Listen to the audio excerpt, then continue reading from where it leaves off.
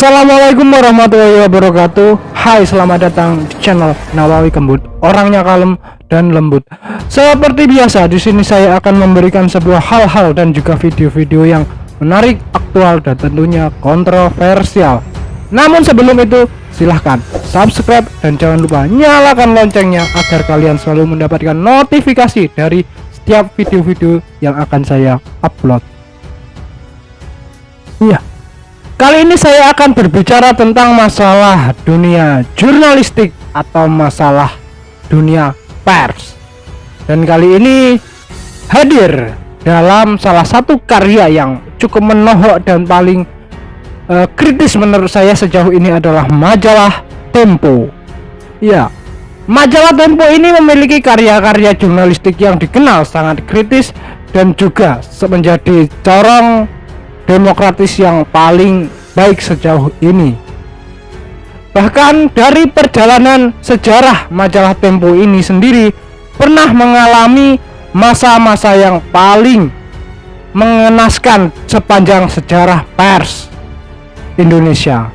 Sebab pada tahun 1994 majalah Tempo pernah dibrandel oleh pemerintah Orde Baru pada masa itu, bersamaan dengan editorial dan juga majalah Detik, sehingga hal tersebut merupakan sebuah pukulan bagi para jurnalistik dan para wartawan pada masa itu.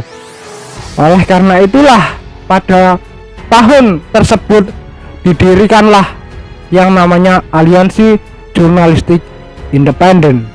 Pada tahun 2019 kekritisan majalah Tempo ini semakin naik, bahkan sempat salah satu karyanya dilaporkan oleh Jokowi Mania sebab covernya yang sangat kontroversial karena memperlihatkan sosok kepala negara yakni Presiden Joko Widodo.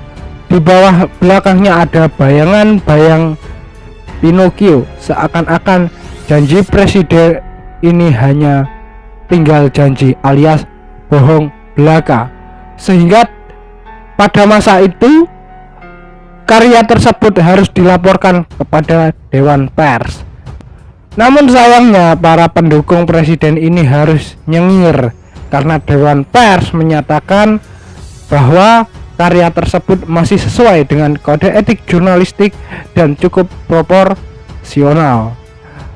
Oleh karena itulah sebenarnya banyak orang yang tidak memahami bahwa majalah Tempo merupakan majalah yang tampil beda sepanjang dibanding karya-karya yang lain.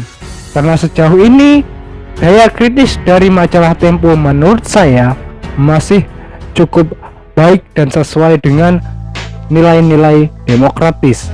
Dan baru-baru ini blogernya majalah Tempo pun juga harus dibajak, sehingga hal tersebut dinilai sebagai bentuk pembungkaman terhadap dunia jurnalistik dan mengurangi dari kebebasan pers. Sehingga tidak heran jika Tempo mengatakan itu adalah sebuah bentuk pembungkaman. Oke, tentunya di usia 25 tahun setelah pembrandelan tersebut, sepertinya bayang-bayang pembrandelan akan kembali lagi terhadap majalah Tempo. Oleh karena itu, hal tersebut akan berdampak pada menguranginya nilai-nilai demokratis yang sangat kita jumpai atau yang masih kita miliki. Oleh karena itu tidak heran jika Tempo harus teriak-teriak pembungkaman terhadap pers. Bahkan menurut saya ini juga perlu menjadi sebuah catatan bagi pemerintah untuk tidak selalu dikit-dikit membungkam. Bagi pemerintah untuk mencari siapa sebenarnya hacker yang telah membajak blog yang dimiliki oleh majalah Tempo, agar kontrol sosial yang dimiliki dan sekaligus fungsi pers ini akan semakin terjaga. Karena pers pada dasarnya bukan hanya sebagai bahan edukasi, ataupun kontrol sosial. Melainkan kalau kita tarik dalam sejarah pers Indonesia, pers ini dapat dijadikan sebagai propaganda politik. Jika seorang penguasa ini tidak sesuai dan mengurangi nilai-nilai kemanusiaan dalam dunia demokratis, maka disitulah pers harus bergerak menyuarakan suara rakyat yang memang benar-benar tertindas. Jika memang penguasa tidak sesuai dengan apa yang diharapkan oleh rakyat alias publik. Itu saja yang dapat saya sampaikan. Semoga teman-teman memahami bagaimana dunia pers itu. Klik tombol subscribe-nya dan jangan lupa nyalakan loncengnya. Kita akan bertemu lagi. Salam kembut.